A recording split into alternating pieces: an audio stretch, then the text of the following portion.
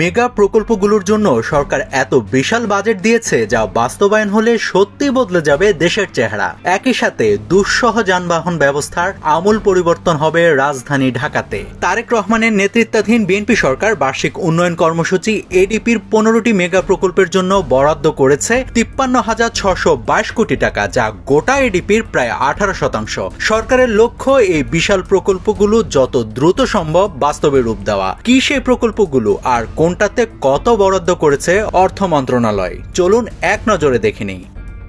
Mega প্রকল্পে সবচেয়ে বড় বরাদ্দ পেয়েছে বহুল আলোচিত রূপপুর পারমাণবিক বিদ্যুৎ কেন্দ্র।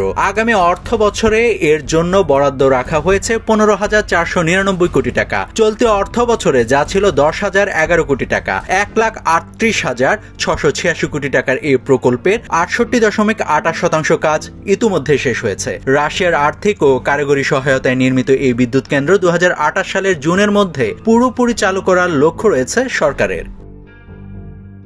দ্বিতীয় সর্বোচ্চ 7,350 কোটি টাকা বরাদ্দ পেয়েছে দেশের প্রথম পাতাল রেল প্রকল্প এমআরটি লাইন 1, অথচ চলতি অর্থ বছরে এই প্রকল্পে বরাদ্দ ছিল মাত্র 801 কোটি টাকা। 53,977 কোটি টাকার এই প্রকল্পে জাইকার ঋণ সহায়তার পরিমাণ প্রায় 40,000 কোটি টাকা। ইতোমধ্যে ডিপোর ভূমি উন্নয়ন ও গুরুত্বপূর্ণ ইউটিলিটি স্থানান্তরের কাজ শেষ হয়েছে। 2030 সালের ডিসেম্বরের মধ্যে রাজধানীবাসী প্রথমবারের মতো পাতাল রেলের সুবিধা পেতে পারেন।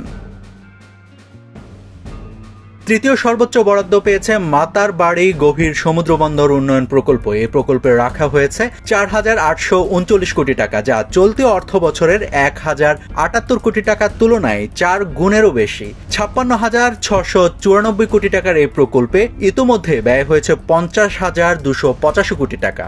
বছরের শেষ দিন অর্থাৎ আগামী 31শে ডিসেম্বরের মধ্যেই দেশের প্রথম গভীর সমুদ্র বন্দর চালুর লক্ষ্য রয়েছে সরকারের।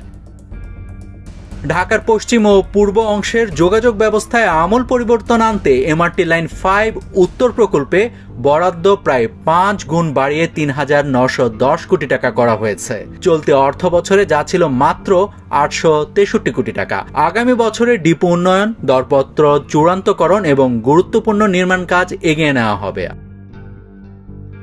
অন্যদিকে দেশের প্রথম মেট্রো রেল এমআরটি লাইন 6 এর কাজও দ্রুত শেষ করতে চায় সরকার। উত্তরা থেকে মতিঝিল হয়ে কমলাপুর পর্যন্ত সম্প্রসারণের জন্য আগামী অর্থ বছরে বরাদ্দ বাড়িয়ে 1,900 কোটি টাকা করা হয়েছে, যা চলতি অর্থ বছরে ছিল 1,023 কোটি টাকা। 32,718 কোটি টাকার এই প্রকল্পে ইতোমধ্যেই ব্যয় হয়েছে 25,605 কোটি টাকা। জাইকার ঋণ সহায়তার পরিমাণ 20,196 কোটি টাকা। বিশেষজ্ঞরা এই বাজেটের প্রশংসা করে বলছেন, নতুন মেগা প্রকল্প ঘোষণা করার চেয়ে চলমান প্রকল্পগুলো দ্রুত শেষ করা অর্থনীতির জন্য বেশি কার্যকর। কারণ প্রকল্প দীর্ঘায়িত হলে ব্যয় বাড়ে, জনগণের ভোগান্তিও বাড়ে। নাভিদ হাসান, সোনালী নিউজ।